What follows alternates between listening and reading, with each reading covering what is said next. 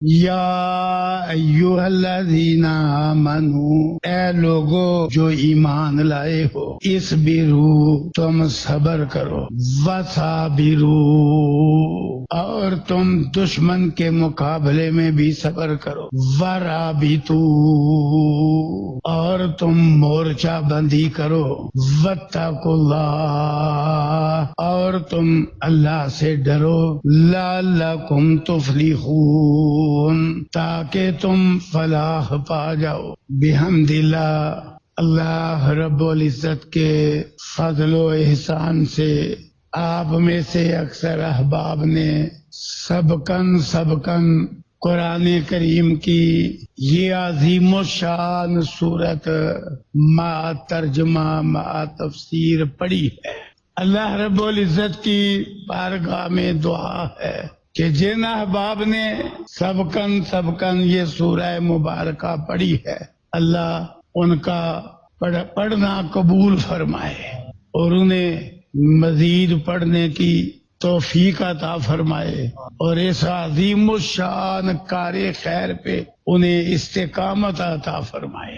پھر تعلیم قرآن کا انتہائی شوق، ذوق، شغف، جذبہ رکھنے والے آپ کے امام مدرس استاد مولانا قاری اسحاق ساجد حفیظہ اللہ، جنہوں نے صبح سبقن یہ صورت آپ کو پڑھائی ہے، اللہ ان کا پڑھانا قبول فرمائے اور ان کے اس قرآن کریم سے شغف میں مزید خیر و برکت پیدا فرمائے، اور اللہ تعالیٰ انہیں بھی تا حیات یہ عظیم کام کرنے کی توفیق عطا فرمائے۔ دین کا کام ایسا کام ہے، عصر قریب کے شیخ المشائخ استاد الاساتذہ حضرت حافظ محمد محدث گوندلوی رحمہ اللہ دین کے کام کے حوالے سے ایک بات کرتے تھے، اور ان کا وہ تقیہ کلام تھا ایک طرح، کہتے دین کا کام کرنا ہے، کرتے کرتے مرنا ہے۔ لفظ تھوڑے ہیں، بات جذبے کے لحاظ سے بڑی پیاری ہے۔ کہتے دین کا کام کرنا ہے، کرتے کرتے مرنا ہے، اور حقیقت ہے دین کا کام کرنے والے اکثر اللہ تعالیٰ انہیں ایسی ہی توفیق دے دیتا ہے کہ وہ آخری دم تک، میرے کتنے سارے اساتذہ کرام ہیں، اللہ ان کے رحمتیں فرمائے کہ زندگی کے آخری دن بھی پڑھایا۔ ہمارے بڑے مشفق استاد تھے مولانا محمد اعظم رحمہ اللہ، آخری دن بھی وہ 2 مدرسوں میں پڑھاتے تھے، جامعہ اسلامیہ میں بھی اور بچیوں کے مدرسے میں بھی۔ زور تک جامعہ اسلامیہ اسباق پڑھایا، آخری دن میری ان سے ملاقات بھی ہوئی، وہ وضو کر کے زور کا میرے کمرے کے آگے سے گزرتے تو میں کبھی کبھار پھر ملاقات بھی کر لیتا، اس دن بھی ملاقات ہوئی۔ زور کے بعد عصر تک ان کی ڈیوٹی باجی سلیہ رحمہ اللہ کے مدرسہ میں تھی، وہاں وہ صحیح البخاری اور دیگر کتب پڑھاتے تھے، وہ بھی انہوں نے پڑھائی۔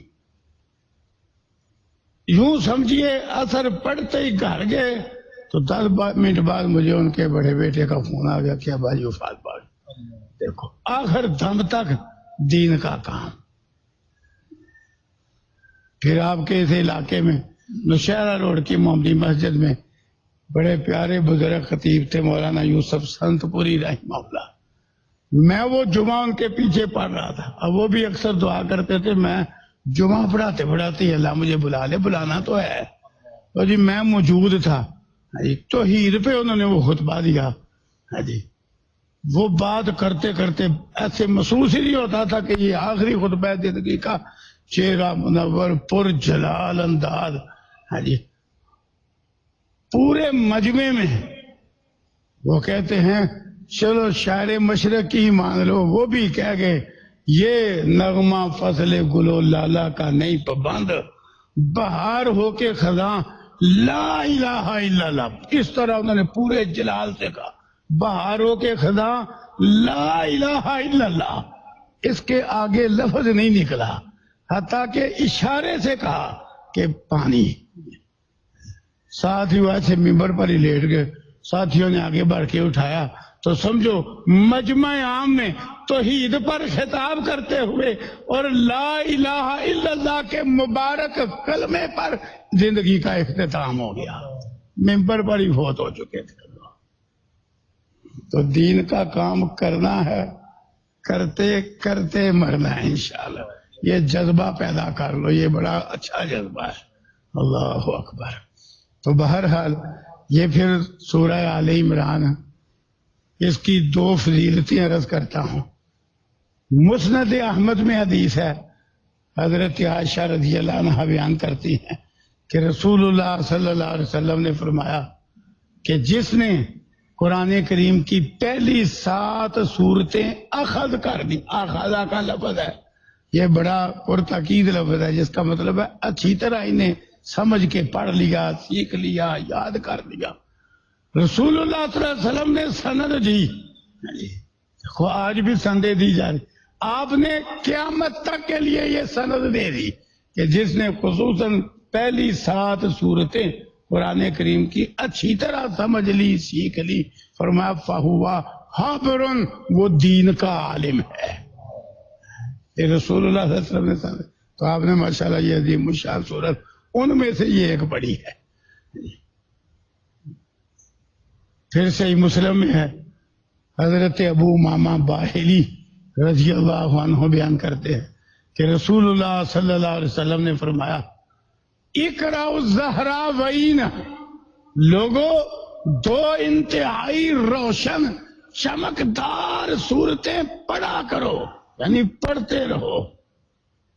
ایک سورہ بقرہ، دوسری سورہ آل عمران۔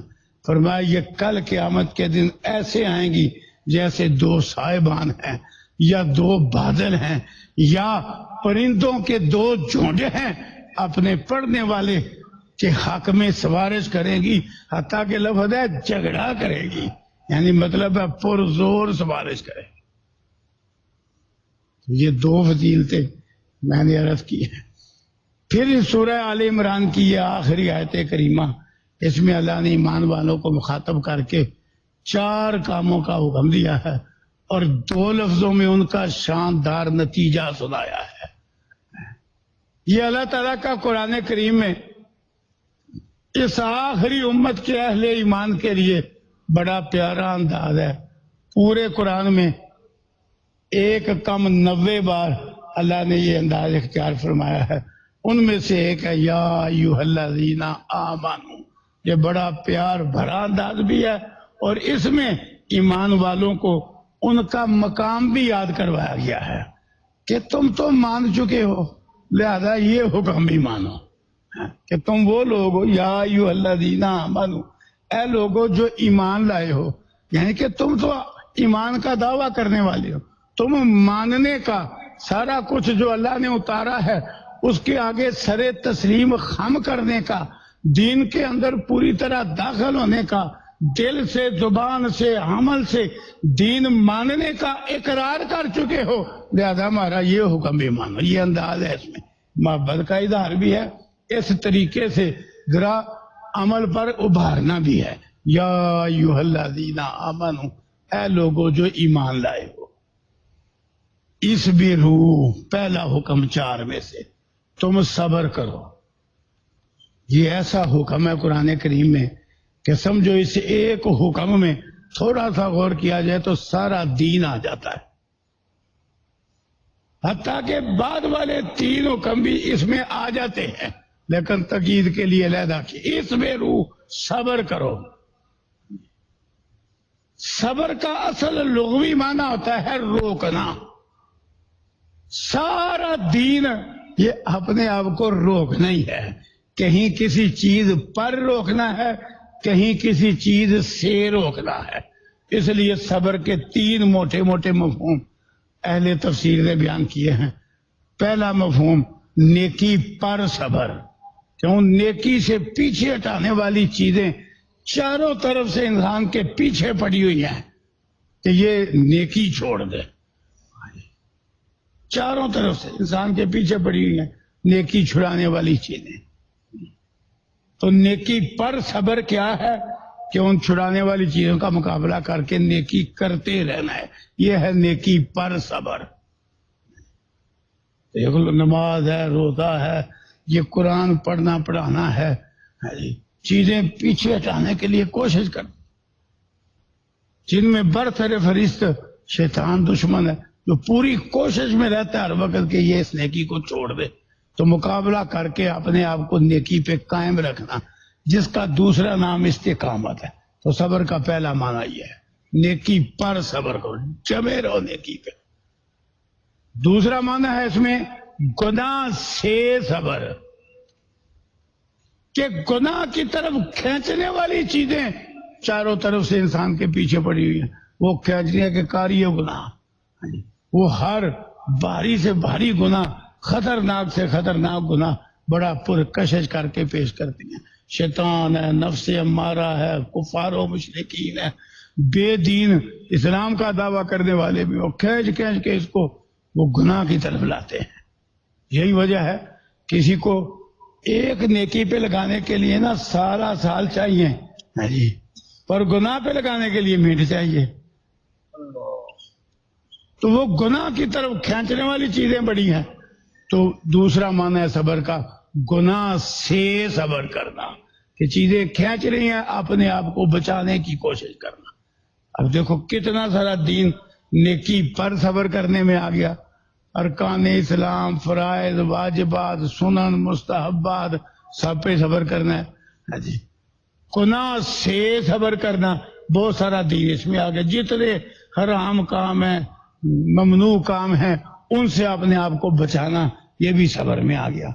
تیسرا مفہوم ہے دکھ، درد، تکلیفیں، مصیبتیں، یہ انسانی زندگی کا حصہ ہے، کسی کو کم کسی کو زیادہ، لیکن کوئی انسان اس دنیاوی زندگی میں دکھوں، دردوں، تکلیفوں سے مستثنا نہیں ہے جی. تو ان پر صبر، جس کا مطلب برداشت ہے، حوصلہ ہے. تو یہ تین معنی پر غور کیا جائے نا تو دین سارا صبر میں ہی آ جاتا ہے. تو پہلا حکم ہے ایمان والو صبر کرو. رسول اللہ صلی اللہ علیہ وسلم صبر کی تینوں قسموں کے حوالے سے امام الصابرین تھے. نیکی پر استقامت میں بھی، گناہ نافرمانی سے بچنے میں بھی، اور دکھوں دردوں کو برداشت کرنے میں بھی. اس لیے بڑے بڑے فقہاء و محدثین نے آپ کو لکھا امام الصابرین. اللہ اکبر. دوسرا حکم وَصَابِرُوا، یہ پہلے حکم میں شامل ہے، لیکن جس طرح قرآن کریم میں کئی مقامات پہ لوگوں رب کی عبادت کرو، آگے علیحدہ بیان کیا اور نماز قائم کرو. عبادت میں نماز برتر فرض ہے، لیکن اس کی اہمیت سمجھانے کے لیے اسے علیحدہ بھی بیان کر دیا. یہاں بھی فرمایا وَصَابِرُوا، اور دشمن کے مقابلے میں بھی صبر کرو. کیوں یہ صابرو مصابرہ سے ہے، جس کا معنی ہوتا ہے ایک دوسرے کے مقابلے میں صبر کرنا. اور اس کا دوسرا مفہوم پہلے حکم کی تاکید کا معنی بھی رکھتا ہے، خوب صبر کرو. کیوں یہ جو صحابہ جو صابر و اہل علم بھی کہیں موجود ہے، یہ عربی لغت کے اعتبار سے مقابلے میں صبر کا مفہوم بھی اس میں ہوتا ہے، اور قوت کے ساتھ کوئی کام کرنا اس کا یہ مفہوم بھی اس میں ہوتا ہے. لہذا اس کا دوسرا معنی ہوگا تو یہ پہلے کی تاکید ہوگا، خوب صبر کرو. وَصَابِرُوا، بہرحال دوسرا معنی بھی ہے دشمن کے مقابلے میں میدان میں صبر کرو. تیسرا حکم وَالرَّابِطُوا، اللہ اکبر. یہ لفظ رباط سے ماخوذ ہے. رباط کا مطلب ہے دشمن کے مقابلے میں مورچہ بند ہونا، پہرہ داری کرنا. سب سے خطرناک قسم کے دشمن دو ہیں، ایک شیطان ہے، دوسرا شیطان کی ہر کالے سارے کفار و مشرکین ایمان والوں کے خطرناک دشمن ہیں. یہی وجہ ہے کہ آپس میں جتنی مرضی ان کی لڑائی ہو، مومنوں کے خلاف وہ ایک ہو جاتے ہیں. حالانکہ قرآن نے بیان کیا، یہودی کہتے ہیں عیسائی کوئی حق پہ نہیں، عیسائی کہتے ہیں یہودی کوئی حق پہ نہیں. یہ سورہ بقرہ پہلا پارہ پڑھ کے دیکھو، لیکن مسلمانوں کے مقابلے میں یہودی عیسائی ایک ہے. مسلمانوں کے مقابلے میں یہی ہوتی صحیح، حالانکہ یہ نبیوں کتابوں کو ماننے کے دعوے دار ہیں، لیکن یہ مسلمانوں مومنوں کے مقابلے میں ہندوؤں کا ساتھ دیں گے، سکھوں کا، مجوسیوں کا ساتھ دیں گے، بت پرست مشرکوں کا جو آخرت کے، نبیوں کے، آسمانی کتابوں کے منکر ہیں، پر یہ ساتھ ان کا دیں گے کیونکہ کفر میں ایک ہے، تو اس لیے دشمن ہے، اور شیطان خطرناک دشمن ہے۔ تو رابطوں کے دونوں مطلب ہیں کہ شیطان دشمن کے مقابلے میں بھی اور کفار و مشرکین جو تمہارے دشمن ہیں ان کے مقابلے میں بھی مورچہ بند ہو جاؤ۔ دونوں کی زبردست فضیلت بھی رسول اللہ صلی اللہ علیہ وسلم نے بیان فرمائی۔ یہ جو اسلامی سرحدوں پہ کفار و مشرکین کے مقابلے میں مورچہ بند ہونا ہے وہ بھی بیان کیا، فرمایا رباط یوم فی سبیل اللہ، ایک دن اللہ کی راہ میں مورچہ بند ہونا، مسلمانوں کی سرحدوں کی پہراداری کرنا، فرمایا خیر من الدنیا و ما فیہا، دنیا و ما فیہا سے بہتر ہے۔ تو دشمن کے مقابلے میں مورچہ بند ہونا رابطوں کے حکم میں موجود ہے، اور دوسرا شیطان کے مقابلے میں مورچہ بند ہونا اس حکم میں وہ بھی موجود ہے، وہ بھی نبی صلی اللہ علیہ وسلم نے بیان کیا، وہ مفہوم صحیح مسلم میں ہے، اور وہ وضاحت بھی کی کہ وہ مورچہ بندی کیا ہے، کیونکہ یہ جو دشمن کے مقابلے میں مورچہ بندی ہے یہ تو سب کو معلوم ہے نا کہ اپنا بچاؤ کرنا، دشمن کے مقابلے کے لیے مسلح ہو کر کہیں محفوظ جگہ پہ پہرا دینا، یہ سب کو معلوم ہے کہ مورچہ بندی ہے۔ دوسری مورچہ بندی بطور خاص آپ نے بتلائی کہ وہ مورچہ بندی کون کون سے کام ہے۔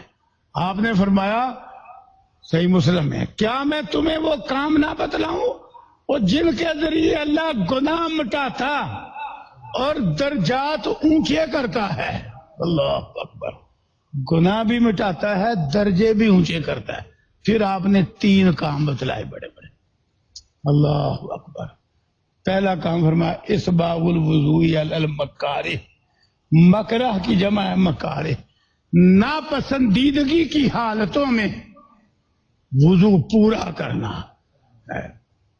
یہ بڑی عجیب بات ہے، ایک تو سردی میں تو سمجھ آتا ہے نا کہ شدت کی سردی ہے تو وضو کو جی نہیں چاہتا، کئی دفعہ اچھے آدمی کا بھی جب پانی ٹھنڈا ہو بڑا کام ہے جی، تو اعلیٰ درجے کا مومن ہے اس کو تو کوئی پریشانی نہیں، لیکن طبی طور پہ کئی دفعہ سردی کے موسم میں ہاں جی ٹھنڈا پانی نظر آ رہا ہو تو اچھے آدمی کو بھی ذرا بوجھ محسوس ہونے لگ جاتا ہے۔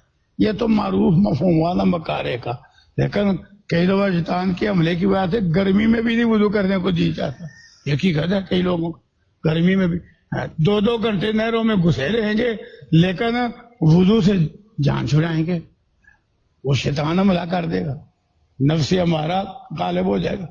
تو فرمایا کوئی بھی وجہ ہو، ناپسندیدگی کے موقع پہ خوب وضو کرنا، کہ عام حالت میں اگر ایک دفعہ آزاد ہو کے وضو کر رہا ہے، جب نفس پہ وضو بھاری محسوس ہو رہا ہو تو پھر اس باغ یہ ہے کہ 3 بار آزاد ہو کے وضو کرنا پورا اچھی طرح۔ یہ مقابلہ اصل میں شیطان ہوتا ہے جو اس کو وضو سے پیچھے ہٹاتا ہے، تو جب وہ ہٹانا چاہے تو ہم اور زیادہ کریں کہ 3 بار آزاد ہوئے تو یہ اس دشمن سے مورچہ بندی ہو جائے گی۔ پہلا کام یہ بتلا ہے، ناپسندیدگی کے وقت وضو اچھی طرح کرنا، پورا کرنا، اعلیٰ درجے پر وضو کرنا۔ وَكَثْرَةُ الْخُطَىٰ إِلَى الْمَسَاجِدِ، یہ خصوصاً ان لوگوں کے لیے ہے کہ جب مسجد دور ہو تو وہ نماز مسجد میں آ کے بعد نماز پڑھنے میں سست ہو جاتے ہیں، اور میں زیادہ قدم اٹھا کے مسجدوں کو جانا، اللہ اکبر، زیادہ قدم اٹھا کے مسجدوں کو جانا، یہ شیطان کے مقابلے میں مورچہ بندی ہے کہ بندہ شیطان کے حملے سے محفوظ ہو جائے گا۔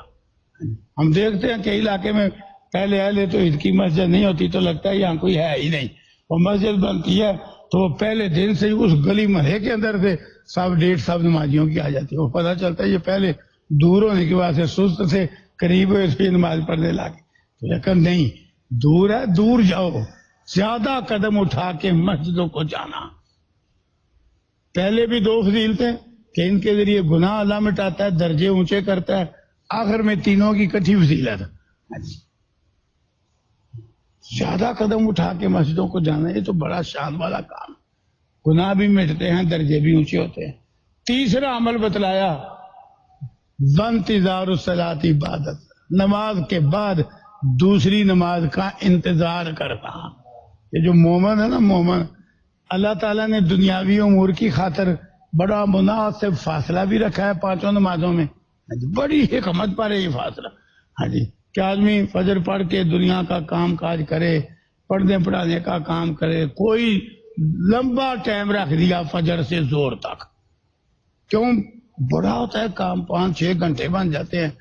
سردی کے موسم میں بھی، گرمی کے موسم میں اور زیادہ ٹائم بن جاتا ہے، تو زور تک بڑے کام ہیں جو پورے ہو جاتے ہیں۔ آپ دیکھ لیں اکثر تعلیم و تعلم، کھیتی باڑی، تجارت، یہ تو خواہ عادت پڑ گئی ہیں لوگوں کو 12 بجے بازار کھولنے کی، ورنہ اگر صبح فجر کے بعد شروع ہونا تو برکت پیدا ہو جائے اور زور تک ان کو بڑا کچھ مل جائے۔ بہرحال اللہ تعالیٰ نے پھر بھی زور کے بعد پھر وقت یوں کم کر دیا، کیونکہ آخر لمبی محنت بعد میں نہیں ہوتی۔ پھر عصر سے مغرب تک اور ٹائم کم کر دیا، پھر مغرب سے عشاء سے فجر تک رات کے قیام کی ترغیب ضرور دی، پر فرض کوئی عبادت نہیں کی، نماز وغیرہ لمبا ٹائم کہ چلو آرام کر لے، کوئی اور ضرورت جو دن کو رہ گئی یا پوری کر لے۔ کتنی زبردست یہ ترتیب ہے۔ تو شاہ ولی اللہ محدث دہلوی حجت اللہ میں بڑی پیاری یہ نماز پنجگانہ کی ترتیب کے بارے بات لکھتے ہیں۔ وہ کہتے ہیں جس طرح جانور کو کئی دفعہ مالک نہ لمبی رسی کے ساتھ باندھ دیتا ہے، وہ آزاد بھی ہوتا ہے کہ پورے کھیت میں، باغ میں، جہاں مرضی آئے جائے، چرے چگے، لیکن وہ رسی سے زیادہ نہیں جا سکتا۔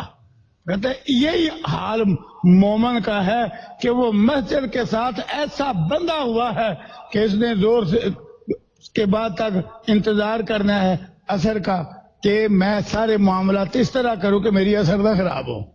دیکھو آزاد بھی ہے، باہر نکل گیا زور پڑھ کے، لیکن ذہن جڑا ہوا ہے۔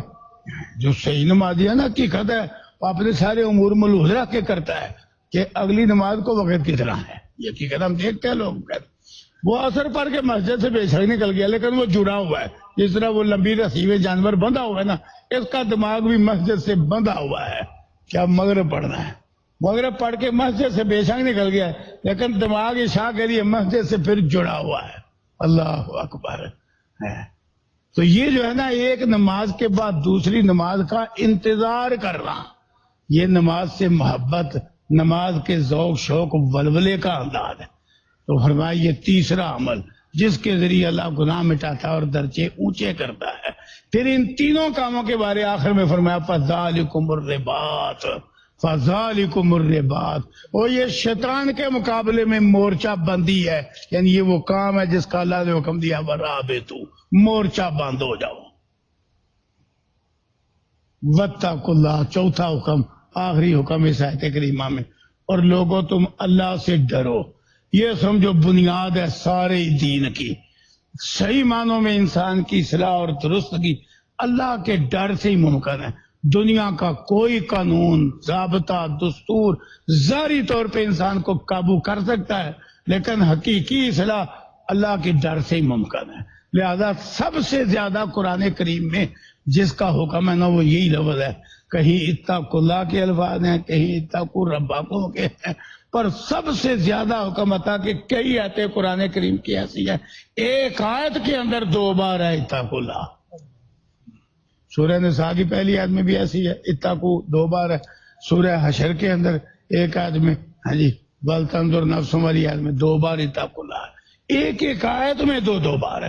تو چوتھا حکم ہے وَاتَّقُوا اللَّهَ، اور تم اللہ سے ڈرو۔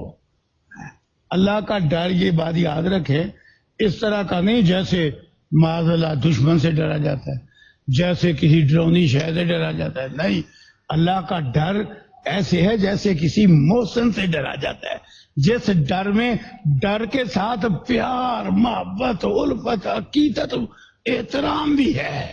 اس طرح کا ڈر ہے کہ وہ کائنات کا رب ہی میرا خالق ہے، وہی مالک ہے، وہی میرا محسن ہے، میرا منعم حقیقی وہی ہے۔ دنیا میں جتنے مجھ پر انعامات ہیں، دینی، دنیاوی، جسمانی، روحانی، سارے وہ اللہ تعالیٰ کی طرف سے ہیں۔ تو میرا مالک میری کسی غلطی سے ناراض نہ ہو جائے، یہ اس طرح کا ڈر ہے۔ وہ ناراض ہو کہ مجھ پہ غضبناک نہ ہو، وہ مجھے سزا نہ دے۔ اللہ سے اس طرح کا ڈرتا ہے جس ڈر میں ساتھ محبت ہو۔ اس طرح کا ڈر. اللہ اکبر. تو فرمایا اور اللہ سے ڈرو. دو لفظوں میں پھر ان چار حکموں پر عمل کا شاندار نتیجہ سنایا. کیوں یہ کام کرو, کیوں صبر کرو, کیوں دشمن کے مقابلے میں صبر کرو, کیوں مورچہ بندی کرو, کیوں اللہ سے ڈرو. لعلکم تفلحون, تاکہ تم فلاح پا جاؤ, کامیاب ہو جاؤ. یعنی یہ چار چیزیں فوز و فلاح کی کنجی اور دروازہ ہے. اور قرآن و سنت کی روح سے کامیابی کیا ہے یہ وضاحت بھی قرآن کریم کے اندر ہی موجود ہے. فمن زحزح عن النار, یہ بالکل اسی صورت میں قریب ہی آپ نے پڑھا. فمن زحزح عن النار وادخل الجنہ فقد فاز, یہ قریب ہی, بس ایک ورقہ پیچھے کرو نا تو اسی صورت میں آپ نے پڑھا ہے. اس سے پتہ چلتا ہے فوز فلاح کامیابی کیا ہے. فمن زحزح عن النار. ہاں جی, آپ بھائیوں میں سے کوئی اس کا ترجمہ کرے گا تھوڑا سا؟ چلو ہاں جی, خالی سننا بھی بڑا باعث برکت ہے, پر یاد کرنا اور زیادہ اچھا ہے. ہاں جی, فمن زحزح عن النار. تین چار علماء بھی بیٹھے ان کے علاوہ, ان سے نہیں بھائی, وہ میں سوال کرتا عام لوگوں میں بھائی جس کو آتا ہے وہ ہاتھ کھڑا کرے. فمن زحزح عن النار وادخل الجنہ, ہاتھ کھڑا کرے بھائی جس کو آتا. نہیں بھی ذہن میں تو کوئی مسئلہ نہیں. جی, سننا بھی بڑا باعث برکت ہے. ہاں جی دیکھنا نہیں آتا تو بولو. جزاکم اللہ, مفہوم صحیح ہے. تو اصل کامیابی یہی ہے.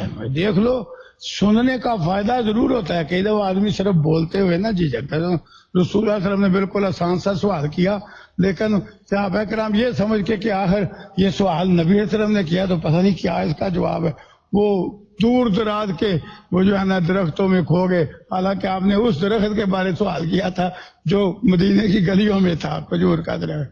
حضرت عبداللہ بن عمر رضی اللہ عنہ کے ذہن میں آ گیا, جس طرح یہاں بھی بڑوں کے مقابلے میں چلو بچے کے ذہن میں آ گیا.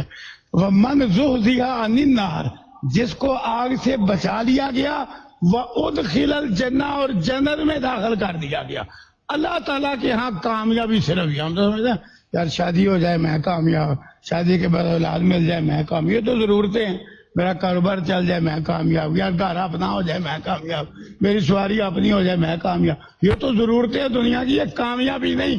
کامیابی کیا ہے؟ فرمایا جس کو جہنم سے بچا لیا گیا اور جنت میں داخل کر دیا گیا, فقد فاز, وہ کامیاب ہو گیا.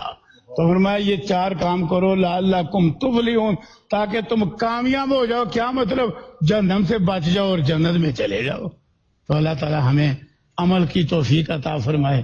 یہ مبارک سلسلہ یوں تو رات بھر دن جب بھی قرآن پڑھا پڑھایا, سیکھا سکھلایا, سمجھا سمجھایا جائے, فضیلت ہی فضیلت ہے. لیکن یہ وقت کئی مساجد میں صبح کا ہے, اس کی اپنی شان ہے. اللہ اکبر. کہ رسول اللہ صلی اللہ علیہ وسلم ہو, کیا تم میں سے کوئی پسند کرتا ہے وادی عقیق تک جائے؟ بالکل مدینے کے ساتھ وادی تھی, وادی عقیق تک جائے تو وہاں اس کے لیے ایک سرخ اونٹنی تیار کھڑی ہو. تیار مثال سرخ اونٹنی کی اس لیے تھی, عرب کا سب سے بہترین مال اونٹ تھے, تو سرخ اونٹ ان کی انتہائی مرغوب چیز تھی. میں صبح صبح وادی عقیق تک جائے تو ایک سرخ اونٹنی تیار کھڑی ہو اس کے لیے. نہ وہ قطع ریمی کا مال ہو, نہ لوٹ مار کا مال ہو, وہ ہوئی اس کے لیے کہ تیرے لیے کھڑی ہے. وہ ایسے بس لگام سے پکڑے لے آئے. لوگوں نے کہا کون نہیں پسند کرتا, تو آپ نے فرمایا تو صبح صبح قرآن کریم کی ایک آیت سیکھنا یہ ایک اونٹنی سے بہتر ہے. یعنی اتنی اونٹنی ملنے کی برکت نہیں جتنی ایک آیت سیکھنے کی برکت ہے. دو آیتیں دو اونٹنیوں سے بہتر ہے. تو موجودہ دور کے مطابق سمجھو اس مثال کا میرے اپنے لفظوں میں مفہوم بلا کیا ہے کہ ایسے جیسے کہا جائے اور یا کوئی پسند کرتا ہے کہ صبح صبح عالم چوک جائے تو اس کے لیے 0 میٹر پراڈو کھڑی ہو, ہاں جی, کہ وہ تیرے لیے ہے, تو پسند کرے ہو تو ہر کوئی کہے گا کیوں نہیں جی. لوگ یہاں تو کمیٹیاں ڈال ڈال کے عام سواریاں لیتے ہیں, تو کون نہیں پسند کرے گا. یہ آج کے حساب سے سمجھو اس مثال کا مفہوم یہ ہے. وہ اس وقت سب سے اچھی چیز ان کے ہاں اونٹنی تھی, آپ نے اس کی مثال دے دی کیونکہ بات سمجھانا مقصود ہے. تو فرمایا ایک آیت سیکھنا ایک اونٹنی سے بہتر ہے, 2 آیتیں سیکھنا 2 اونٹنیوں سے بہتر. تو اس لیے کتنا وقت لگتا ہے. تو آدمی دن کا آغاز قرآن سے محبت کے ساتھ، اور کوشش کیا کرو قرآن کھول کے بیٹھا جائے. یہ آخری بات میں کرنے کا ہوں، قرآن کھول کے. اب دیکھو میں قرآن مجید کا حافظ ہوں، اس کے باوجود جب درس کا موقع ہونا تو قرآن آگے کھول لیتے ہیں. بولا کیوں؟ صحابہ کرام کی اللہ اکبر سیرت میں بھی بڑے تربیت والے پہلو ہیں. جب صحابہ کرام نے کسی چیز کو بڑا خوبصورت کہنا ہوتا ہے نا تو تشبیہ بلا کے آ دیتے، یار اس قدر ہے جیسے قرآن کا برکہ ہے. صحیح البخاری اٹھائیے، ہاں جی، رسول اللہ صلی اللہ علیہ وسلم کی حیات مبارکہ کا جو آخری دن تھا، سوموار کا دن، فجر کی نماز ہے. حضرت ابو بکر رضی اللہ عنہ امام بنے ہوئے ہیں، پیچھے صحابہ کی صفیں مسجد نبوی میں بنی ہوئی ہیں. صحیح البخاری میں لکھا ہے رسول اللہ صلی اللہ علیہ وسلم اٹھے، کچھ دنوں سے آپ بیماری کی وجہ سے اب آ نہیں رہے تھے، طبیعت بہت خراب تھی. آپ اٹھے، حجرے کا پردہ ہٹایا، جب دیکھا امت ابو بکر کے پیچھے کیسے جمع ہے، آپ اتنے خوش ہوئے کہ آپ کا چہرہ خوشی سے چمک اٹھا. صحابہ کہتے ہیں ایسا ہونے لگا جیسے ہماری نماز ہم چھوڑ کے تو اللہ کے پیغمبر صلی اللہ علیہ وسلم کی طرف چلے جائیں گے. اسی کشمکش میں تھے کہ آپ نے پردہ نیچے کیا اور اشارہ کیا کہ نماز پوری کرو. اب صحابہ وہ جو چہرہ نظر پڑ گئی نا اچانک صحابہ کی آپ کے چہرے اثر میں، اس کی وہ تشبیہ کیا دیتے ہیں. صحیح البخاری میں کہتے ہیں آپ کا چہرہ ایسے تھا جیسے قرآن کا برکہ. ذرا اندازہ کرو یہ اصل میں بلا کیا ہے، وہ قرآن کریم سے محبت کا اظہار ہے. لوگ کہتے ہیں محبوب نہیں خوبصورت ہوتا. یہ کہ ذرا میں محبت کے میدان میں عام بات بھی سنا دوں، وہ کہتے ہیں محبوب نہیں خوبصورت ہوتا، محبت خوبصورت ہوتی ہے. کہ جس سے محبت ہو جائے وہ خوبصورت لگتا ہے، اور یہ حقیقت ہے. وہ بات مشہور ہے کہ لوگوں نے کہا وہ سیاسی عورت ہے لیلا، تو مجنون سے کہا تو یہ کیوں پیار کرتا ہے؟ بھائی تمہیں ہونا ہو مجھے سب سے خوبصورت لگتی ہے. وہ محبت کی بات ہے، تو محبت خوبصورت ہوتی ہے. تو دیکھو قرآن کریم کا برکہ، قرآن سے صحابہ کی کتنی محبت عقیدت ہے کہ وہ تشبیہ کس سے دے رہے ہیں، کہتے ہیں آپ کا چہرہ ہمیں ایسے لگا جیسے قرآن کا برکہ ہے. اور اس محبت کے ساتھ قرآن کھولا کرو اور قرآن پڑھا کرو. اللہ تعالیٰ یہ محبت تا حیات ہمارے دلوں میں پختہ رکھے اور اللہ قبول بھی فرمائے. وآخر دعوانا ان الحمدللہ رب العالمین. بھائی بیماروں کے لیے دعا کا کہا ہے، یا ربی لک الحمد کما ینبغی لجلال وجہک وعظیم سلطانک لا نحصی ثناء علیک انت کما اثنیت علی نفسک. اللہم صلی علی محمد وعلی آل محمد کما صلیت علی ابراہیم وعلی آل ابراہیم انک حمید مجید. اللہم بارک علی محمد وعلی آل محمد کما بارکت علی ابراہیم وعلی آل ابراہیم انک حمید مجید. ربنا آتنا فی الدنیا حسنہ وفی الآخرۃ حسنہ وقنا عذاب النار. ربنا آتنا من لدنک رحمہ وہیئ لنا من امرنا رشدا. ربنا هب لنا من ازواجنا وذریاتنا قرۃ اعین واجعلنا للمتقین اماما. ربنا اغفر لنا ولاخواننا الذین سبقونا بالایمان ولا تجعل فی قلوبنا غلا للذین آمنوا ربنا انک رؤوف رحیم. ربنا علیک توکلنا و الیک نبنا و الیک المصیر. یا اللہ جتنے مسلمان بندے بندیاں بیمار ہیں اپنی رحمت سے شفائے کامل و عاجل عطا فرما. یا اللہ بڑی انسانیت دکھی ہے، کوئی بیچارہ سانس کی مشین پہ ہے، کسی کے گردے واش ہو رہے ہیں، کوئی کینسر کے علاج کے لیے باری کا منتظر ہے، کوئی دل کے بائی پاس آپریشن کے لیے باری کا انتظار کر رہا ہے. ہسپتال میں جاؤ تو ایسے لگتا ہے سارے لوگ ہی بیمار. یا اللہ ہم سمجھتے ہیں یہ دکھ درد تکلیفیں ہماری شامت اعمال ہے. یا اللہ تو ہمارے حال پہ رحم فرما، اپنے بیمار بندوں اور بندیوں کو شفائے کامل و عاجل عطا فرما. یا اللہ ایسی شفا دے کہ بیماری کا نشان بھی باقی نہ رہے. جو پریشان حال ہیں ان کی پریشانیاں دور فرما. یا اللہ جو مقروض ہیں ان کی گردن قرض کے بوجھ سے رہا فرما. جو بے روزگار ہیں حلال طیب ستھرا پکیزہ بابرکت ذریعہ معاش عطا فرما. جن کا ذریعہ ہے برکت نہیں ہے ان کے رزق حلال میں خیر و برکت خیر کثیر پیدا فرما. یا اللہ جو بے اولاد ہیں نیک صالح آنکھوں کی ٹھنڈک اولاد عطا فرما. جو نرینہ اولاد سے محروم ہیں یا اللہ نیک بیٹی عطا فرما. یا اللہ جنہیں تو نے یہ میوہ دیا ہے اولاد والا، یا اللہ ان کی اولاد کو اپنا فرما بردار اور ماں باپ کی آنکھوں کی ٹھنڈک بنا۔ یا اللہ جو بچوں بچیوں بھائیوں بہنوں کے رشتے کے والے سے پریشان ہیں، یا اللہ یہ بھی ایک انسانی ضرورت ہے، مناسب رشتے مہیا فرما۔ یا اللہ ہم سارے ہی محتاج ہیں، غنی اور بے نیاز صرف تو ہے، ہم سب کی جائز ضرورتیں، نیک تمنائیں، اچھی آرزویں پوری فرما۔ یا اللہ ہمیں مکمل طور پہ اسلام میں داخل فرما، پکا سچا نمازی باعمل با اخلاق با کردار مومن و مسلم بننے کی توفیق عطا فرما۔